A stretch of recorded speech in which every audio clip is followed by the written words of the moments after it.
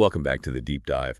Today we're jumping into some really complex territory. We're talking about those big, deeply personal questions around the beginning and, well, the end of life. I mean, think about it. How do we navigate all these technological leaps, these changing cultural values, and still try to uphold what many see as, fundamental human dignity? It's a huge challenge. These aren't abstract questions. They really touch everyone. Exactly. And the Catholic Church has, well, a remarkably consistent perspective on this built up over centuries. We're going to be drawing directly from key Vatican documents and hearing from popes like John Paul II, Benedict XVI, and even recent statements from Pope Francis. Right. Our goal today, for you listening, is to really unpack the core insights from these sources. We want to understand the principles guiding the Church's view on life, all the way from conception to natural death. And see how these ideas get applied to some really tough ethical dilemmas we face today. And what's fascinating, I think, is how these documents, written years apart under different popes, like John Paul II and Benedict XVI especially, they weave together this single, consistent thread about human dignity, even as, medicine and society change so dramatically around us. So what are our main sources for this dive? We've got some heavy hitters. The Declaration on Euthanasia from 1980, the Declaration on Procured Abortion from way back in 1974, really foundational stuff. Okay. Plus, we'll look at some more recent reflections, like an article from Cansa Nova on assisted fertilization, and important papal statements on euthanasia and abortion, including those from John Paul II, Benedict, and Francis. So it's quite a spread, chronologically. It is, and we'll see how they form this cohesive picture, this consistent ethic of life. This isn't just looking back, it's about principles that are arguably more relevant than ever today. Okay, let's unpack this. These are definitely not easy topics, but they are incredibly important. And as you said, the Church has this long history of grappling with them. To really get it, though, we need to start at the beginning, right? The absolute core principle. Exactly. The foundation for everything else is what the Church calls the eminent dignity of the human person. Eminent dignity. Okay. And the Declaration on Euthanasia points us straight back to the Second Vatican Council, specifically a document called Gaudium et Spes. Gaudium et Spes. That's a big one from Vatican II, isn't it? Sort of the Church engaging with the modern world. Precisely. And in paragraph 27, it powerfully reaffirms this inherent dignity and the absolute right to life. It's not just focused on one thing. It condemns a whole range of action. Right, it lists them out. Every type of homicide, genocide, abortion, euthanasia, and voluntary suicide. It's a complete vision. It is. It sets the whole framework. Because life isn't just one good thing among others. It's fundamental. It's sacred. It's the basis for everything else. So not just biological existence. Not at all. From the Church's viewpoint, it's seen as a gift flowing from God's love. And this isn't just a nice idea. The Declaration on Euthanasia says it brings a profound responsibility. What responsibility? How so? A responsibility to conserve this gift and to make it fruitful, to nurture it. Okay, and what flows from seeing life that way? What are the consequences? Well, two big ones stand out in the text. First, no one can attack an innocent person's life without essentially opposing God's love for that person. It's seen as violating a fundamental, inalienable right, a crime of, well, extreme gravity. Inalienable means it can't be taken away. Exactly. It's inherent to being human. And second, it implies we all have a duty to live our lives in line with the Creator's plan. Life isn't just ours to dispose of however we want. It's entrusted to us. Entrusted, like a stewardship. That's a perfect word for it. Stewardship. We're caretakers of this gift, meant to help it flourish here on earth with its ultimate fulfillment, they believe, in eternal life. It really shifts the focus from just having a life to being responsible for it. That idea of stewardship, of life as a trust, it feels quite different from how we often talk about autonomy today, doesn't it? Where the emphasis is so much on individual control. It does. It introduces this relational aspect, a sense of accountability beyond just oneself. And this view directly informs how the Church understands self-harm, too. Right. You mentioned suicide earlier. The Declaration on Euthanasia is very direct about that. Extremely firm. It states, voluntary death or suicide is as unacceptable as homicide. That's incredibly strong language. And it frames it theologically as a rejection of God's sovereignty and his loving plan. But it goes beyond theology, doesn't it? It does. It describes suicide as also being a rejection of self-love, which is interesting, a denial of that basic natural drive we have to live. A natural aspiration to life. Yes. And then it talks about the social dimension and an abdication of obligations of justice and charity towards neighbors, various communities, and the entire social body. It highlights how interconnected we are. So it impacts others, communities. Profoundly, in this view, it damages that web of relationships and responsibilities. But the document does add a layer of nuance, acknowledging psychological factors. Crucially, yes. It recognizes that severe psychological conditions can lessen or even remove a person's moral responsibility for the act. That's a point of compassion, understanding the immense suffering involved. So less blame on the person, potentially. Potentially, yes. Culpability can be diminished. But, and this is key, the act itself, the taking of an innocent human life, is still considered objectively wrong, inherently unacceptable. It separates the action from the individual's state of mind. Okay, that's an important distinction. And it also distinguishes suicide from self-sacrifice. Very clearly. The Declaration points out that giving your life for a higher cause, like the honor of God, the salvation of souls, or the service of brothers, citing the Gospel of John, is completely different. How so? That's seen as an act of heroic love, of charity. It's an offering of life for something greater, not a rejection of life itself. The intention, the whole context, is fundamentally different. Got it. So that foundational principle, the eminent dignity of life, really is the bedrock. Absolutely. And, as you said, this finds perhaps its most consistent and, frankly, passionate application in the Church's stance on abortion. Unquestionably. The Declaration on Procured Abortion from 1974 goes into incredible historical depth on this. 1974, so that's quite early in terms of modern debates. It is, and it makes the case forcefully that this isn't some new position. It calls it a constant doctrine of the Supreme Magisterium, meaning it's been taught consistently at the highest levels throughout history. And it provides evidence for that claim. Oh, yes. It starts way back. It quotes the Didache, a really early Christian text, maybe late 1st century. I don't know that early. Yeah. And the Didache says quite plainly, "You shall not kill by abortion the fruit of the womb, and you shall not cause the child already born to perish." Crystal clear. No ambiguity there. None. Then it mentions Athenagoras, a 2nd century writer who said Christians saw women using abortifacients as murderers. And he talked about these unborn children already being under God's care. So right from the earliest days of Christianity. This ethical stance was present. And then you have Tertullian, another early giant, with our incredibly famous line. The one about anticipated homicide. That's the one. It is an anticipated homicide to prevent someone from being born. He is already a man who will be one. Powerful stuff. It shows just how central this was, even while other theological ideas were still being worked out. So the moral status wasn't really up for grabs for them. It seems not. They saw a continuum of human life starting right at conception. And the Declaration traces this through the Middle Ages, too, even when people debated the exact moment of animation when the soul entered the body. That was a debate back then. Oh, yes, a significant one. But even with those different biological or philosophical theories, the document argues the fundamental moral wrongness of abortion itself wasn't denied. Interesting. So the condemnation didn't hinge on pinpointing that exact moment. Apparently not. It mentions councils like the First Council of Mainz in 847, Gratian's decree quoting Pope Stephen V calling it murder. Even St. Thomas Aquinas, a towering figure, considered it a grave sin against natural law, regardless of the animation question. So the consistency is the main point they're making. Exactly. That this teaching has deep, persistent roots, and it follows that thread right into the modern era. Pope Sixtus V, Innocent XI, condemning views that tried to excuse early abortion. And then the 20th century popes? Right up to Pius XI, Pius XII, John XXIII, Paul VI, all cited as upholding the same core doctrine. Pius XII's statement is particularly comprehensive. What did he say specifically? The Declaration quotes him, "Until a man becomes guilty, his life is untouchable, and therefore every act that directly aims at destroying it is illicit." And then he clarifies, whether this destruction is intended as an end or only as a means to an end, whether it concerns a life in its embryonic state or already in its full development or still about to reach its end. Wow. That covers every angle. Any direct act at any stage is illicit. That's the takeaway. And then bringing it right up to the council that framed so much modern Catholic thought, it again quotes Gaudium et Spes number 51 from Vatican II. "Life must be defended with extreme care from conception.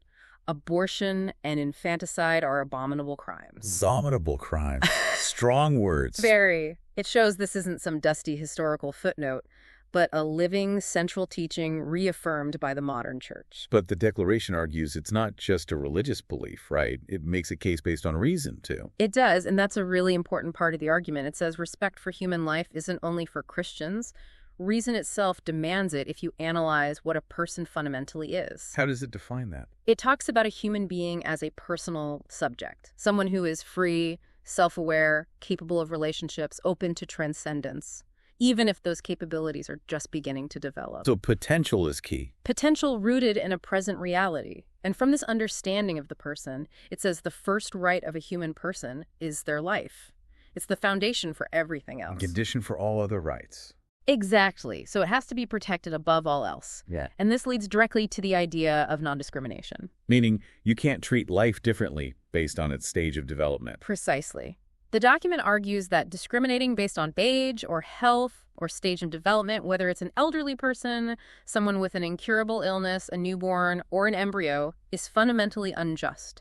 The right to life remains the same. So an embryo has the same fundamental right to life as a newborn or an adult in this view. That's the core assertion. To treat them differently based on their level of development is seen as unjust discrimination. And this is where, perhaps unexpectedly, modern science gets brought in. Right. The Declaration points to genetic science. It says that from the very first moment of fertilization, the genetic program is set. The blueprint for this unique individual human being, this individual man with his already well-determined characteristic notes, is already there. So science confirms individuality from conception. It confirms the biological reality of a distinct new human organism with its own unique genetic code. The adventure of human life, as they call it, begins then. All the capacities are there, needing only time and nourishment to unfold. That's a striking alignment, science and this long-held teaching. It is. Now, the document is careful. It admits biological science can't definitively answer the philosophical question of when personhood begins. Science describes, it doesn't prescribe morality. Okay. But then it makes a crucial moral argument, sometimes called the probable person argument. What's that? It says, even if there were doubt about whether an embryo is fully a person yet, taking the risk of killing what might be a person is itself objectively a grave sin. It's like a moral precautionary principle. Better safe than sorry when it comes to potential human life. Essentially, yes. If there's a strong possibility or even a probability that you're dealing with a human person, you must act as if you are. Treat it with the respect due to a person. It echoes Tertullian again. He is already a man who will be one. Okay, that makes sense as a line of reasoning. The Declaration also tackles common objections, doesn't it? It doesn't ignore the hard cases. No, it confronts them directly, like the incredibly difficult situation where the mother's health or even her life is at risk. Which are tragic circumstances. Absolutely tragic. The Church acknowledges the gravity, the anguish, but the Declaration holds the line. Never can any of these reasons objectively confer the right to dispose of another's life, even if it is just beginning. So even in a life versus life situation? The principle is that you cannot directly intend the death of the innocent unborn child as the means to save the mother. Medical interventions to save the mother that might indirectly result in the child's death are sometimes viewed differently under what's called the principle of double effect. But a direct abortion is always seen as illicit. That's a complex distinction. What about cases of severe fetal abnormality, where the child might face a life of immense suffering?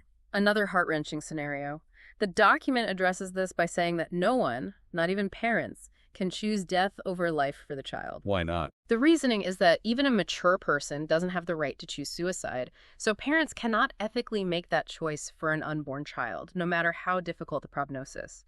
The focus, again, shifts to loving and caring for that life, however fragile or brief it might be, not eliminating it because of perceived quality of life. Which connects to avoiding discrimination against people with disabilities more broadly. Exactly. The principle has to apply consistently. Then there are arguments tied to women's emancipation. Sexual freedom, very prominent in modern debates. How does the 1974 document handle those? It tries to draw careful distinctions. Regarding women's emancipation, it fully supports efforts to end unjust discrimination, calls them perfectly founded. Okay. But it argues true emancipation can't change fundamental nature, and freedom always has limits, specifically the rights of others. So a woman's freedom, however vital, cannot extend to ending the life of another distinct human being. And sexual freedom. It distinguishes between what it calls authentic freedom, a rational, loving self-mastery, and simply an uncontrolled pursuit of pleasure, which it deems unworthy and certainly not a justification for ending a life conceived through sexual activity. Personal choices have consequences, but they don't create a right to abortion in this view. What about scientific progress? technology makes abortion easier, earlier. Does that change the moral calculus? The Declaration says no. While technology changes the means, the moral evaluation does not change. The core issue remains the same, the direct termination of an innocent human life. So technology should serve humanity, not override fundamental ethics. That's the message. Science should respect human ends, not become a tool for manipulating life based on convenience or perceived desirability. Ethical reflection needs to guide technological power. In the big picture argument about population control, sometimes abortion is presented as a tool for managing resources. The document acknowledges the concept of responsible parenthood, planning families thoughtfully, which the Church supports through natural methods. But it absolutely rejects abortion as a means for birth regulation, whether by families or governments. Right. It argues that harming fundamental moral values, like the sanctity of life, is always a worse outcome than demographic or economic challenges. The solution lies in justice, equitable resource distribution, education, and ethical family planning, not in eliminating lives. This leads us to that crucial distinction the Declaration makes between moral law and civil law. Yes, this is a really significant section. It recognizes that civil law can't outlaw every sin, and sometimes governments might tolerate a lesser evil to prevent a greater one, like maybe hoping to reduce dangerous back alley abortions by legalizing clinical ones. But it warns against legalization. It does, very strongly.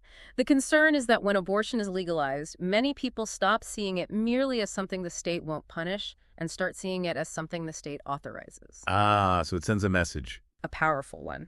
It signals that the lawmaker doesn't view abortion as a crime against life in the same way it views, say, homicide. This, the document argues, erodes the public understanding of the gravity of abortion. So the state's primary role, according to this view, is protection. Exactly. To safeguard the rights of each person and protect the weakest. And it argues that civil law must align with, or at least not contradict, natural law. Natural law. Explain that briefly. It's the idea of a universal moral code, grounded in human nature and reason, accessible to everyone, not just based on religious revelation. It's seen as a higher law than any human law. And the Declaration says a civil law that goes against this natural law, like permitting the direct killing of innocent life, loses its moral force. It ceases to be a true law in the moral sense. And this justifies conscientious objection. Absolutely. It states clearly that individuals can never submit to an intrinsically immoral law. They shouldn't participate in campaigns supporting it or cooperate in applying it. This is especially vital for healthcare workers. Doctors, nurses. Yes. They shouldn't be forced to participate in procedures they believe are morally wrong. It's seen as fundamental to moral integrity. But it's not just about refusal. What else? It calls for positive action.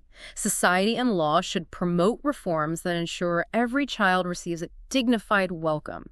That means real support for families, for single mothers, robust adoption services, creating alternatives. Building a culture that supports life, not just forbids its ending. Precisely. And this continuous thread, you can really hear it echoed strongly by Pope Francis recently. Yeah. You mentioned his comments in September 2024. Yes, very forcefully. Calling abortion homicide and using that stark term sicarios, hitmen, for doctors who perform them. It's language designed to shock, to underscore the perceived gravity. And he praised King Baudouin of Belgium. He did. For that moment in 1990 when Baudouin temporarily stepped down as king rather than sign Belgium's abortion legalization bill into law, Francis called it a courageous, saintly act of conscientious objection at the highest level. It really shows the consistency across popes. Francis also repeated the point about science showing organ formation early in gestation, and he specifically set contraception aside as a separate issue from the direct taking of life involved in abortion. It's a continuous, unwavering line. So this commitment spans from conception, but it doesn't stop there. It extends right to the end of life, tackling euthanasia. The Declaration on Euthanasia from 1980 defines this very carefully, too. Yes. Definitions are crucial here because the word itself has shifted meaning. Originally, euthanasia just meant a peaceful death, easing suffering. A good death. Right. But now it often means interventions to relieve pain that might risk shortening life, or much more problematically for the church, it means deliberately causing death out of a sense of compassion to end suffering. For the terminally ill, or perhaps those with severe disabilities. Exactly, or even those seen as a burden. The key shift is from easing dying to causing death. That's the line. So how does the church define it for its moral analysis? Very precisely. An action or omission that, by its nature or intentions, causes death in order to eliminate all pain. The intention to cause death is central. And based on that definition, Absolute condemnation. Nothing or no one can authorize giving death to an innocent human being. It doesn't matter if they're fetal, embryonic, a child, an adult, old, incurably ill, or dying. no exceptions. None given in the text for direct euthanasia. It says no one can request it for themselves or others, consent to it, and no authority can permit it. It calls it a violation of divine law, an offense against the dignity of the human person, a crime against life, and an attack against humanity. That's about as strong as it gets. It leaves no room for ambiguity on direct intentional killing. But like with suicide, it acknowledges the human reality of suffering. That people might ask for death out of desperation. Yes, it does. It shows compassion, recognizing that prolonged and unbearable pains or other deep emotional reasons might lead someone to feel they can legitimately ask for death. And it addresses the person's responsibility in that state. It does, suggesting that responsibility might be lessened or even absent due to the severity of their condition. But again, that doesn't change the objective nature of the act. The error in judgment, however understandable, doesn't make the act itself morally acceptable. And it reinterprets those pleas for death. Often, yes. It suggests they are frequently anguished requests for help and affection, rather than a truly free and settled desire for death. The real need, it argues, is for love, for human and spiritual warmth, for presence and care. Which points towards palliative care, essentially. Exactly. Addressing the suffering physical, emotional, spiritual, social, rather than eliminating the sufferer. This brings us to the Christian view of suffering itself and pain relief. How does the Declaration navigate that? It acknowledges pain is inevitable, right? It does, an inevitable element of the human condition. But for Christians, it says, suffering, particularly near the end of life, can have a special meaning. How so? It can be seen as a participation in the passion of Christ, a way of uniting oneself with his redemptive sacrifice. Suffering, freely accepted and offered, can have spiritual value. But does that mean Christians are supposed to endure pain without relief? That's a common misconception. A very common one, and the document explicitly counters it.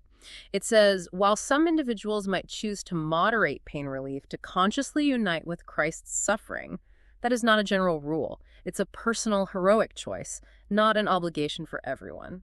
So what is the general guidance on pain relief? Very clear. Human and Christian prudence will advise for most patients the use of medications capable of alleviating or suppressing pain, even if there are side effects like drowsiness or reduced alertness. Even if it might potentially shorten life. Yes, drawing directly on Pope Pius XII, he taught that using painkillers is permissible, even if they might shorten life as an unintended side effect, provided the intention is solely to relieve pain and it doesn't prevent other moral or religious duties. The intention is key again. Relieve pain, not cause death. Precisely. That's the principle of double effect in action. Pius XII did add a caution, though, about unnecessarily depriving the dying person of consciousness, if possible. Why was that?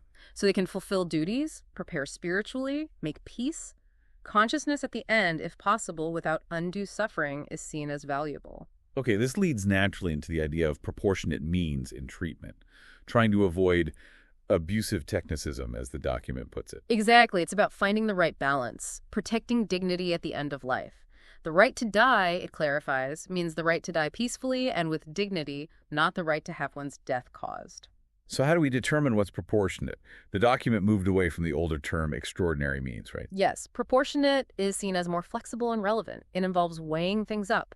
What's the type of treatment? How difficult or risky is it? What's the cost? What are the likely results? And crucially, what's the patient's overall condition, their physical and moral strength? So it's very individualized. Very. It's not a one-size-fits-all calculation. The decision involves the patient's conscience, or their proxies, and the doctor's, guided by moral principles and the specific medical facts. Does it give examples of applying this? It does. It says it's fine to use advanced or even experimental treatments if nothing else is available with consent. That can even be generous. Okay.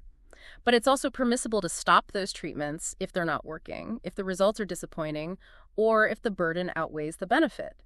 This involves consulting the patient, family, and medical experts. And refusing overly burdensome treatment isn't suicide. Absolutely not. The document is clear. You are always allowed to stick to the normal means of care. You don't have to accept treatments that are excessively dangerous, painful, or burdensome. Refusing them is simply accepting the limits of the human condition, not seeking death. And what about when death is clearly imminent, unavoidable? In that situation, it's morally licit to decide to forego treatments that would only prolong life precariously and painfully. The key is you don't stop the normal care due to the dying person: comfort, hydration, basic needs. So you allow death to come naturally, without hastening it, but also without futilely fighting it with aggressive measures. That's the balance it seeks, respecting the natural process while still providing compassionate care. Doctors shouldn't feel they've failed when they allow a natural death in such circumstances.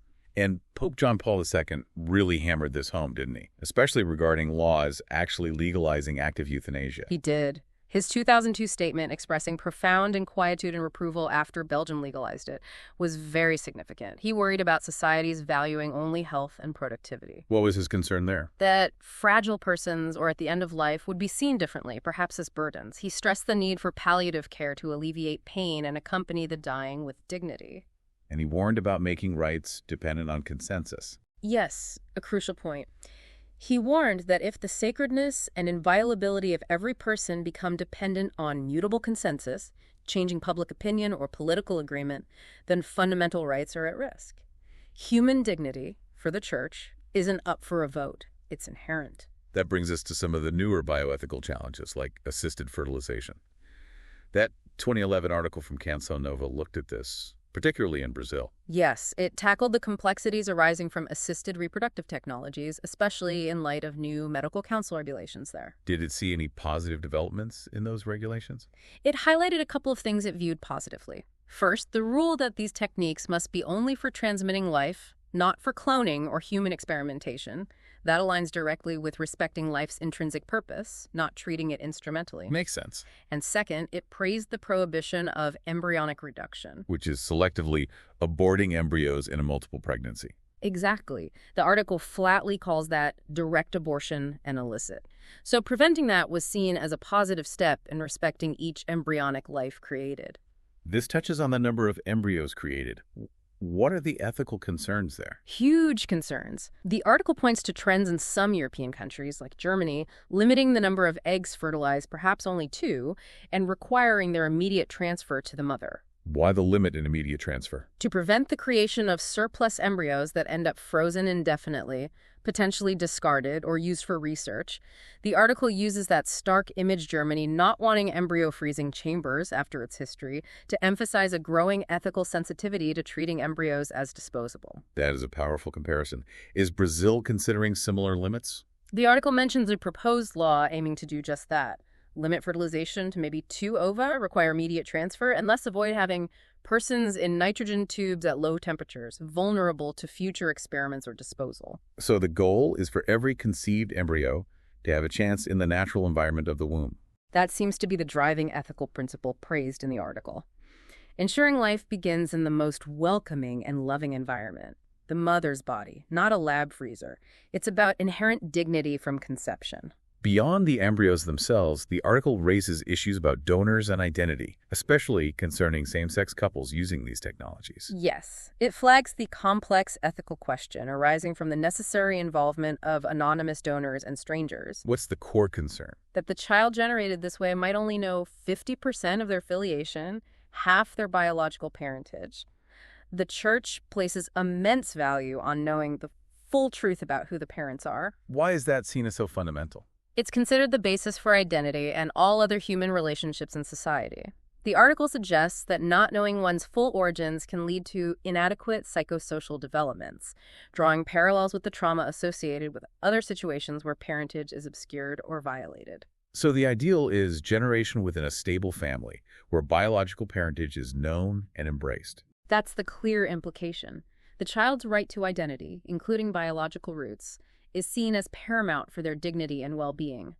Using anonymous donors complicates this profoundly from the Church's perspective. This really connects back to that quote you mentioned from Pope Benedict XVI about progress. It really does. Benedict's question in Liz du Mundo, what is progress, is so relevant here. He observes that progress can be destructive and urges reflection on the criteria we use. So technological advancement isn't automatically good. Not necessarily. True progress, Benedict suggests, must genuinely serve human flourishing and uphold dignity. If technology allows us to manipulate life or create situations that undermine fundamental human relationships or dignity, then we need to question if it's truly progress at all. Ethical reflection must guide technological power. So looking across all these documents, these different popes, Paul VI, John Paul II, Benedict, Francis, there's a really clear, consistent line, isn't there? Remarkably consistent. It really underscores the Church's role, as it sees it, as a guardian of these fundamental human values, especially now when technology often moves faster than our ethical thinking. From abortion to euthanasia to these newer bioethical questions. It's an unbroken chain. The common thread is the inherent dignity and sacredness of every single human life, from its very beginning at conception right through to its natural end. Life is presented as a gift. A gift to be cherished, defended, And allowed to develop naturally within a context of love and care, not treated as a problem to be solved, a product to be manufactured, or something disposable. and it's not just about saying no, is it? There's a positive vision, too. Absolutely. It's not just prohibitive. It's a call for society to actively support life, to genuinely alleviate suffering through compassionate care, to build environments where everyone can flourish. And it appeals to both faith and reason. Yes, constantly. It talks about life as God's gift, about sharing in Christ's suffering. Those are faith dimensions. But it also argues based on the inherent rights of the person, on natural law, on principles accessible through reason, hoping to find common ground with all people of goodwill. So as we finish this deep dive, here's something to think about. If that saying is true, that the measure of a society's humanity is how it treats its most vulnerable, the unborn, the sick, the elderly, the dying, what does this consistent call from the Church across decades tell us about the kind of society we're building, and maybe, more importantly, the kind of society we should aspire to build? And perhaps a related question for all of us listening. How do we take this profound respect for life that we've heard articulated, this emphasis from popes like John Paul II and Benedict XVI, and translate it into real practical support and care for every single human being, especially when we encounter suffering, illness, or just the intense pressures of modern life? How do we make that respect tangible? Some deep questions to ponder. Thank you for joining us on this deep dive into the Church's foundational documents and the unwavering message from Popes John Paul II, Benedict XVI, and Francis regarding the sanctity of life. We really hope this exploration has offered some clarity and deeper understanding on what are truly critical and often very difficult issues. Are you enjoying the content? Subscribe to the channel and share. The Catholic Search is back soon.